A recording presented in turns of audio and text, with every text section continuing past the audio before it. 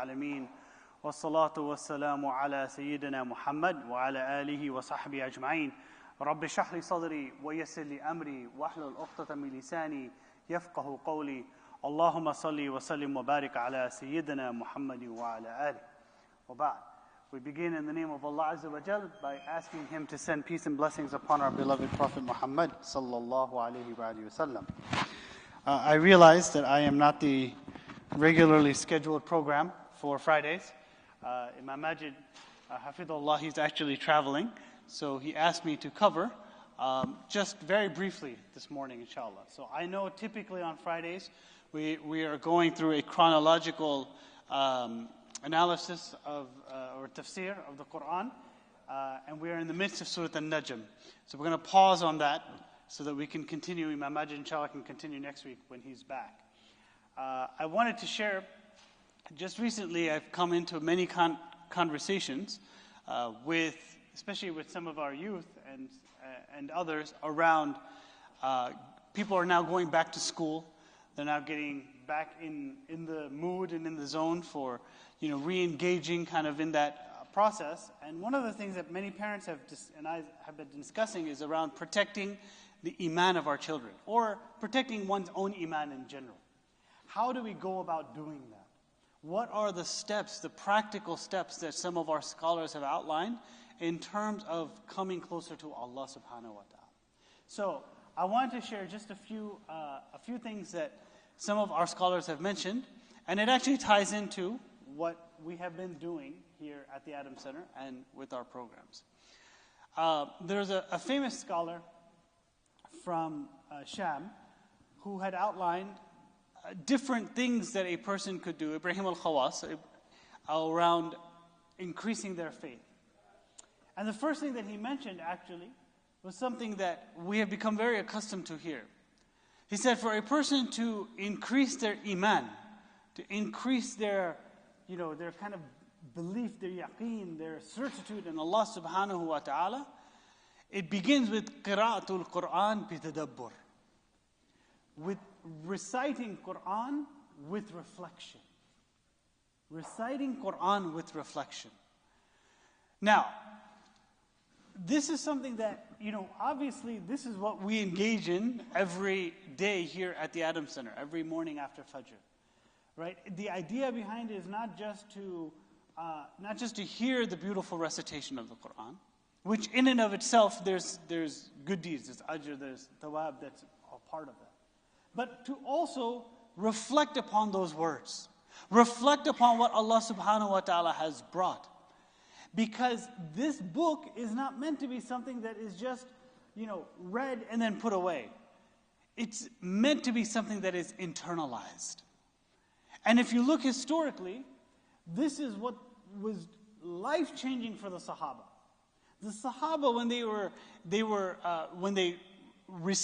the Prophet ﷺ received revelation from Allah subhanahu wa ta'ala, and he took that revelation out to the Sahaba, they didn't just memorize it, they actually internalized it. They understood that what Allah subhanahu wa ta'ala is saying is going to change the way I am living.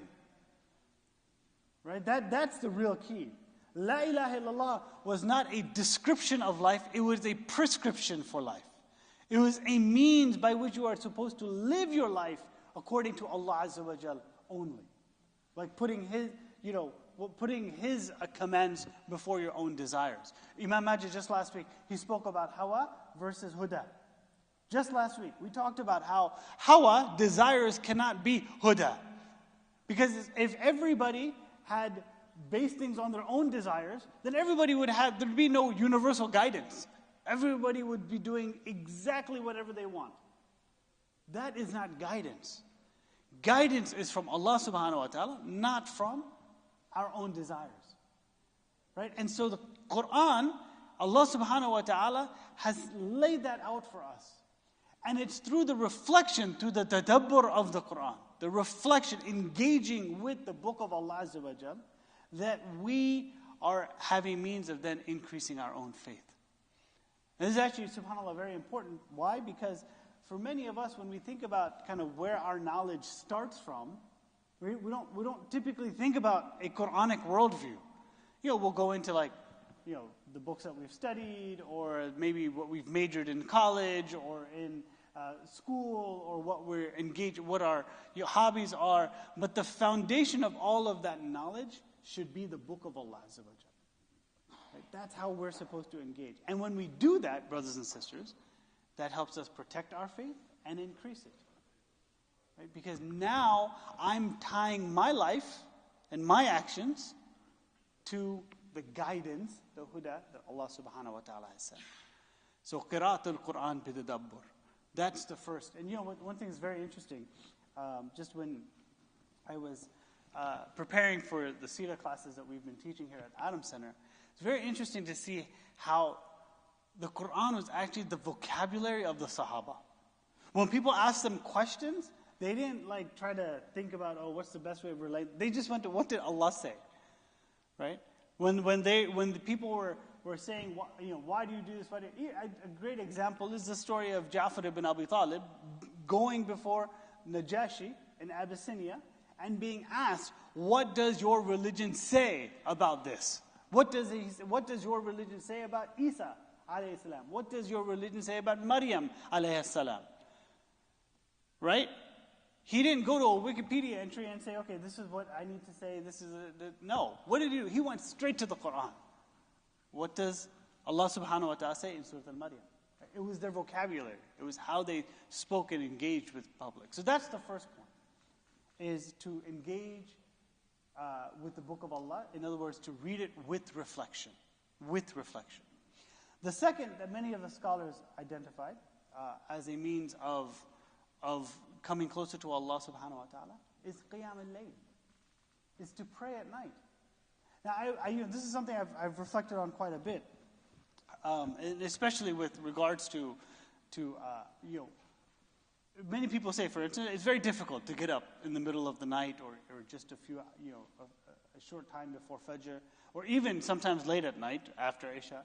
How are we supposed to engage in qiyam al-layl? Qiyam al-layl is something that was the buttress of many previous pious generations, right? This is not just something that we found only in Islam.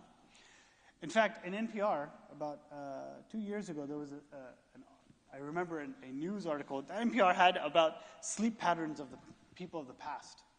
Sleep patterns, basically pre-industrial age.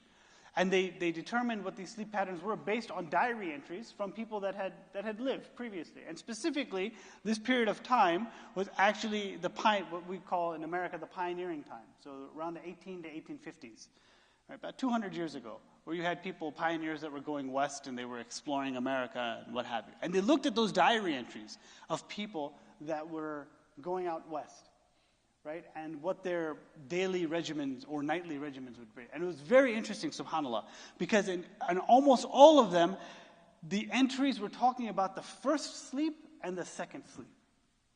The first sleep and the second sleep. What is this first sleep and second sleep? And they determined, right, after a series of experimentation, that the first sleep, typically what would happen is when you don't have artificial lighting and the sun goes down, you're basically in the dark, right? So you may have some lanterns. Back in the 1800s, you might have some lanterns, some lamps, something like that. But in general, the world is dark around you. So people would generally sleep, basically what we would say around Isha time, right? Like an hour and a half, 2 hours past the sun going down. They would sleep. And then they would sleep for a period of about 4 to 5 hours. They would get up, and that's when they would write their diaries. And then they would go back to sleep. And they would get up again with dawn. And this was what was referred to as the first sleep and the second sleep. And I thought, subhanAllah. And the natural sleeping pattern, that might be what happens. We, of course, have artificial lighting now. We've got, there's other reasons that, and the article actually talked about how there were other reasons that our sleep patterns have changed, especially with the industrial age and the need for 8-hour shifts, and why people have been encouraged to do 8 hours continuously so that they can work in factories. It's a whole other thing. But it got me thinking, subhanAllah, about qiyam al-layl.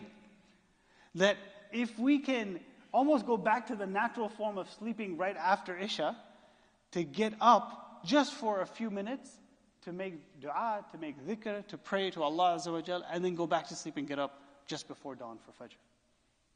that there's an actual natural rhythm there that unfortunately in modern society has been kind of pushed to the wayside.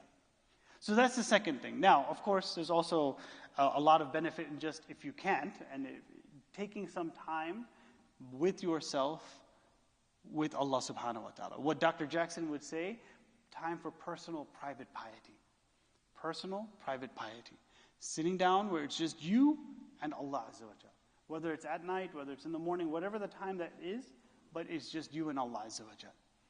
Very important, right, to take that time. And by the way, this is, I was recently watching some documentaries on people, aspiring NBA basketball players. Don't ask why. But I was watching this, and it's very interesting, their commitment that they have to the game. 4 o'clock, 5 o'clock, every morning they're getting up, they're working out, they're putting in the free throws, they're doing their regimen. And I'm thinking, subhanAllah, if they're doing this for dunya, why aren't we doing what we should be doing for akhirah? And this is not just basketball players. You can talk to top CEOs in companies. They'll tell you they start their day very, very early. 4 or 5 o'clock in the morning. They only get a few hours of sleep. Why? Because they're motivated to do what they're doing. So this is number 2. And number 3, inshallah, we'll end here. That's oftentimes mentioned, and that Shaykh Ibrahim al-Khawas mentions, is suhbah. Maintaining righteous suhbah, righteous companionship. And this is actually something I was really emphasizing with our children, especially as they're going back to school.